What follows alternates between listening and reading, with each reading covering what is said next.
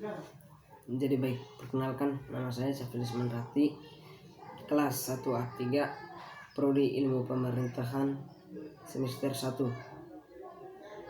Pada kesempatan ini, saya akan membahas ujian akhir sosiologi. 1. Jelaskan apa yang Anda pahami tentang ruang lingkup sosiologi pemerintahan. Yang ke-A, kepercayaan masyarakat kepada pemerintah. Kepercayaan masyarakat kepada pemerintah artinya mengakui akan adanya kebenaran. Ada 3 faktor yang mempengaruhi kepercayaan masyarakat terhadap pemerintah. Yang pertama, legitimasi sosiologi. Legitimasi sosiologi yaitu kepercayaan publik dipengaruhi oleh adanya keyakinan dari masyarakat terhadap pejabat atau para pengusaha. Yang kedua, legalitas. Legalitas yaitu kepercayaan publik dipengaruhi oleh adanya keyakinan dari masyarakat bahwa perilaku pejabat pemerintah berdasarkan hukum. Yang ketiga, legitimasi etis, yaitu kepercayaan publik dipengaruhi oleh adanya keyakinan masyarakat bahwa pemerintah telah bertindak sesuai dengan norma. D. Partisipasi masyarakat kepada pemerintah yang partisipatif. Ikut sertakan atau keterlibatan masyarakat kepada pemerintahan yang selalu berpartisipasi dengan masyarakat atau sering melakukan pendekatan demi memberi kesempatan bagi masyarakat. Yang ke-C, pemberdayaan masyarakat.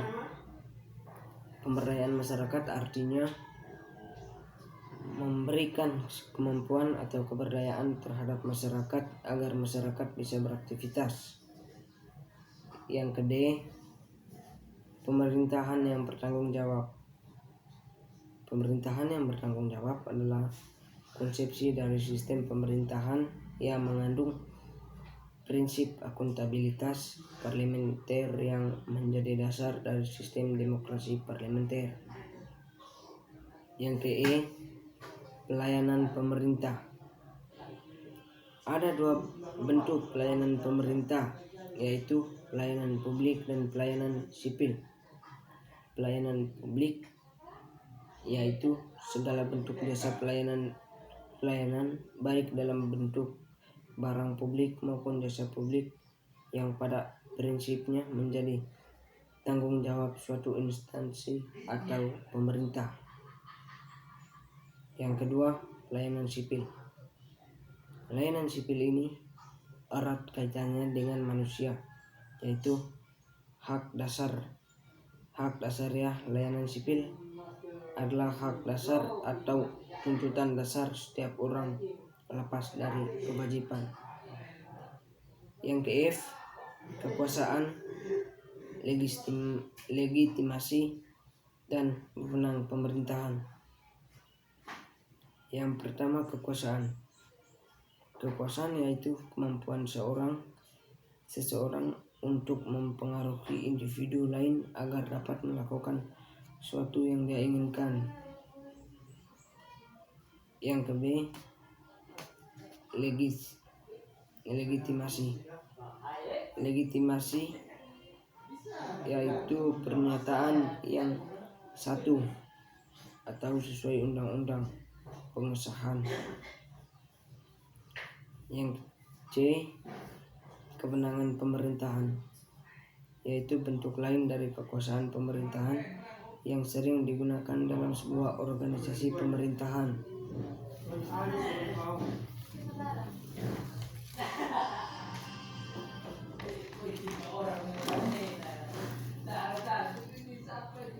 Yang ke-G, kepemimpinan pemerintahan.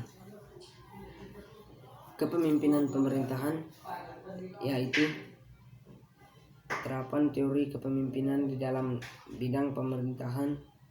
Dasar yang ada dalam kepemimpinan adalah kekuasaan.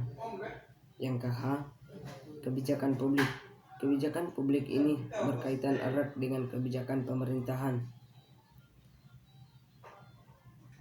Ada juga implementasi kebijakan, di mana implementasi kebijakan ini adalah suatu yang mempunyai hasil atau dampak bagi publik yang bersifat positif.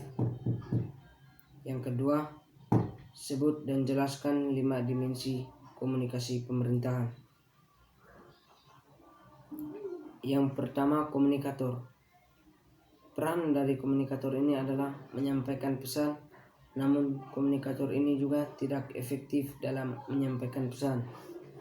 Yang kedua, pesan. Kebenaran serta kejelasan pesan, di mana informasi harus relevan dengan kenyataan atau sesuai dengan permasalahannya. Yang ketiga, sarana. Sarana ialah penggunaan sarana atau media komunikasi dan mampu untuk mengatasi gangguan dari pesan. Yang keempat, komunitas. Komunitas ini berperan untuk menerima pesan dari komunikator. Yang kelima, efek. Efek komunikasi, tingkat perhatiannya terhadap informasi yang disampaikan komunikator. Nomor 3, jelaskan apa yang dimaksud dengan layanan publik dengan layanan sipil, sertakan dengan contohnya. Yang pertama, layanan publik. Layanan publik adalah segala bentuk kegiatan pelayanan yang dilaksanakan oleh pemerintahan pusat, daerah dan lingkungan, BUMN atau D dalam bentuk barang dan jasa dalam rangka pemenuhan kebutuhan masyarakat. Contohnya pelayanan kesehatan. Yang kedua, layanan sipil. Layanan sipil adalah hak atau kebutuhan dasar dan tuntutan setiap orang lepas dari suatu kewajiban. Contohnya pelayanan surat keterangan pancakerja.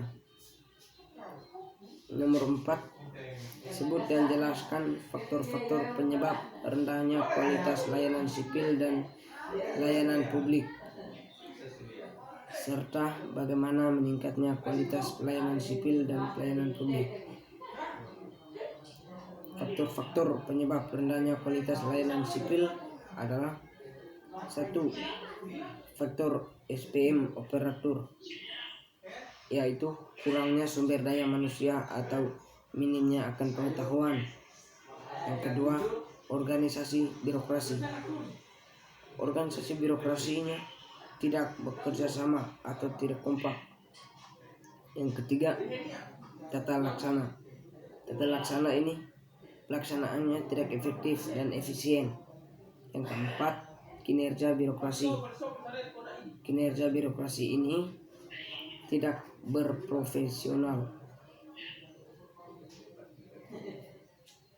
Cara meningkatnya kualitas pelayanan sipil dan pelayanan publik.